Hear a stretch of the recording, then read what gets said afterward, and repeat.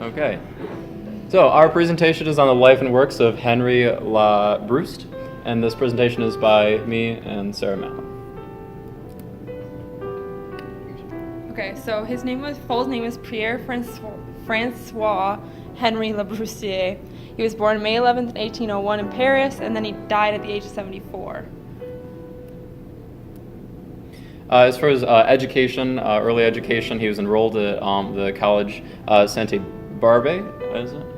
Sainte Barbe in 1819 when he was only 18 years old. And the famous École des Beaux-Arts. Okay, that, which is actually the School of Fine Arts. And he also studied in Rome for 5 years, where he developed rationalism. He was one of the leading fathers of the new architectural style and thing known as rationalism, which we'll get to later. And he's well known for the relationships that he formed between iron and concrete construction, really kind of, once again, a forerunner in that area. During his early career, he had initially apprenticed after his second place prize winning for the initial Tour de Rome, and then in 1823 he apprenticed with Étienne Hippolyte Godet, who was a French neoclassical architect, where they created the building that you see in the backdrop, which is the Saint Pierre de Gros Caillou parish in Paris. And as you can see, it really kind of plays into how he used his arcs and how he used his vaulted ceilings and everything. So you can really see how he started to design and where his focus was and where he was really going with the rest of his designs.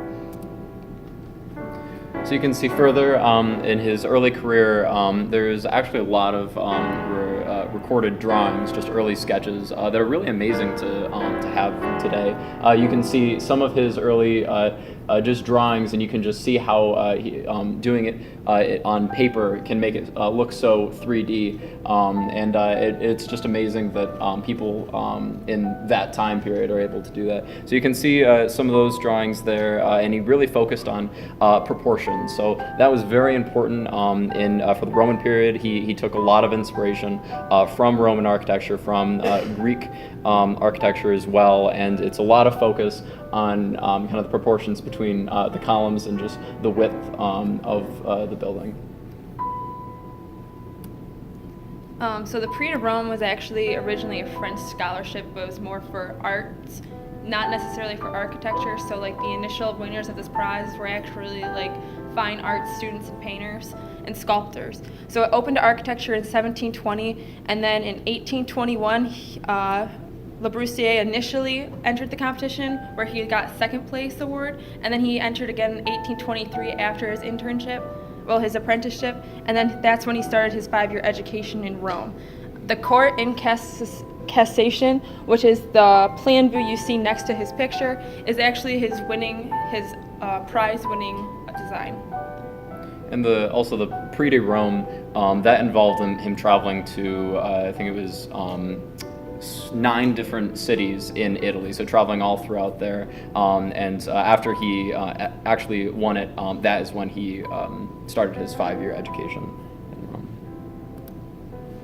So talking about that study in Rome, he's well known for this because his that short 5-year period is when he developed a lot of the things that he's really known for today.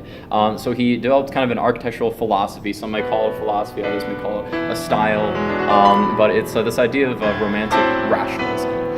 So just to put it into layman's terms, it's really the idea that architecture can be developed, can kind of be formed from just like a rationality, almost like take a need, and architecture is developed from it.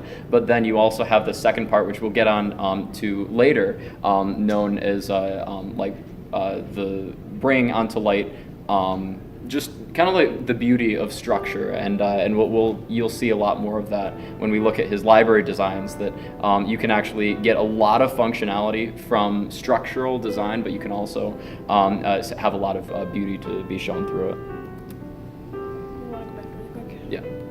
So the picture that's shown in the previous slide here, this bottom picture here, this is one of the designs that he was actually tasked to do when he went on his Prix de Rome. So his whole concept was that he wanted to map out individual structures and how they kind of played in with each other. And that kind of goes into his rationalism, like theories that each building had like its own way of being put together, and then all buildings kind of had like their own utilitarian like design layout that was kind of replicated throughout like Italian, early neoclassical Italian architecture.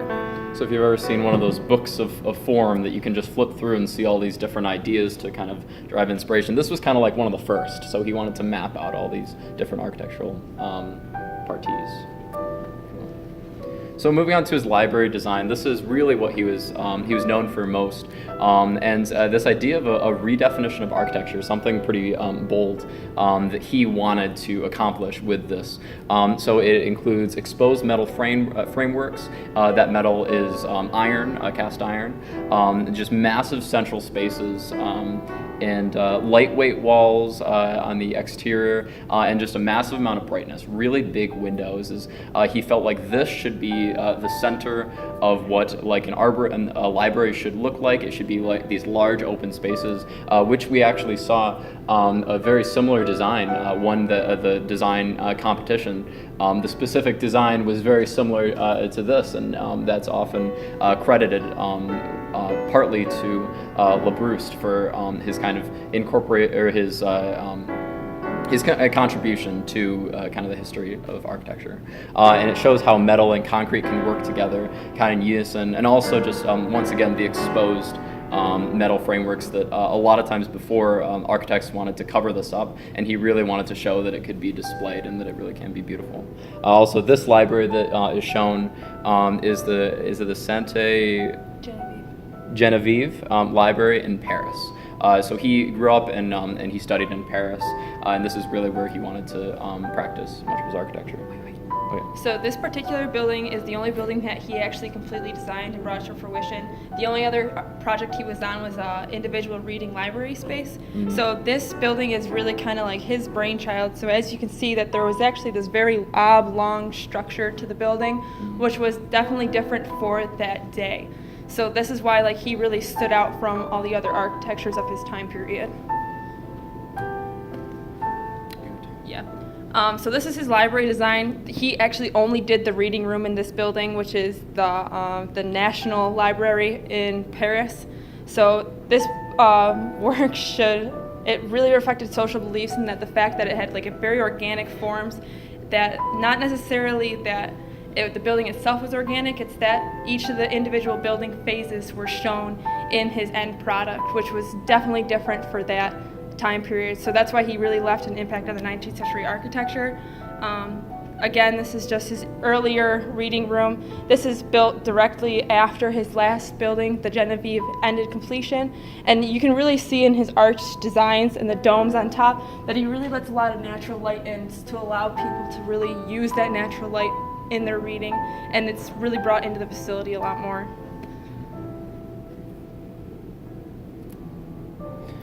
So we've talked a lot about structure, and just to emphasize that, because that was a really big part of what he pushed for, is that once again he emphasized the use of exposed iron frame construction, and he really encouraged this new movement of this structural creativity. A lot of us in the studio are now talking about structure and how it doesn't have to be hidden, how it can really be shown. And you can see here in this picture in the upper right is just kind of this amazing structural element that he really got creative with, and he really was a forerunner once again for future architects to do the same thing. And this influenced the development of stronger, lighter material. Eventually this iron frame construction kind of turned into steel. Another one of his big things that he used in all of his designs are these large columns that kind of bring up into the ceiling, and they really don't have like a colonnade head as much as that they kind of are used directly for structure, not necessarily only for like grandeur design. So the columns are a lot of reinforced masonry or iron, or a combination of the two, which is also not as seen in that day. So it was like a forerunner again of this mixture of materials and this bringing together of two very different materials. This allowed for like very large spaces. And then he did a lot of different detailing work in his columns. So as you'll see, there's a lot of like very minute details in his framework, not only in his ironwork, but also in his concrete and stonework. Once again, looking at some of his drawings, we saw a few of them earlier, but they're just very, very complicated pieces and really incredible to stand on their own. Used mixed media, very accomplished in that area. One of the first to really be successful with that, and noted for his intricate line work too. You can see in the picture in the top half of this slide just how detailed this was. These would be massive drawings, and he would just put hours and hours and days even into it. Do anything else? Yeah, the lower picture is actually a picture that he drew while he was in Rome on his Prix de Rome, and it's actually on top of a, not a casket, but what are the burial mounds? Oh, I know you're talking about. Yes, but a mausoleum. Yeah. Yes. So he actually did a lot of these individual mausoleum drawings, which actually had like a lot of this intricate design work. So it's very interesting that he captured a lot of that in his early drawings. The Boston Public Library is actually directly based off of one of Le Broustier's design. It was not built by him, but it was actually completed and opened in 1895, and it was built by the McKim, Mead, and White firm, and it's currently open in Boston, Massachusetts. So this library, as you can see, has like the very large vaulted ceilings that kind of play into Le Broustier's design, as well as the structure being open where you can see all the columns and how they flow down into the rest of the building, as well as having like this long hallway, this type of style that plays into his large, long, rectangular buildings that you saw earlier in the St. Genevieve.